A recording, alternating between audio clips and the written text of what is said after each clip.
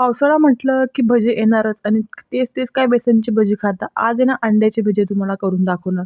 त्यासाठी 4 अंडे घेतलेले आहे. तिथे मी एका अंड्याचे 2 भाग करून घेतलेले आहे. थोडंसं वरून चाट मसाला टाकून घेतलेला आहे.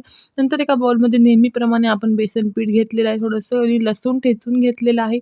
लाल तिखट, हळद आणि थोडंसं ओवा टाकून हे बॅटर छान आपण भजींच्या पिठाप्रमाणे बॅटर तयार करून घ्यायचं आहे.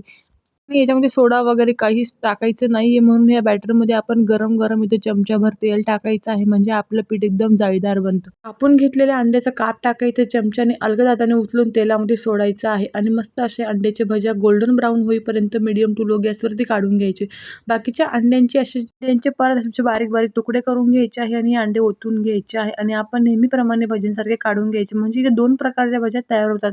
आवडली का मग तुम्हाला अंड्याची भजी करून बघा. खूपच टेस्टी लागते आणि आवडली असेल तर लाईक, शेअर, सबस्क्राईब करायला विसरू नका.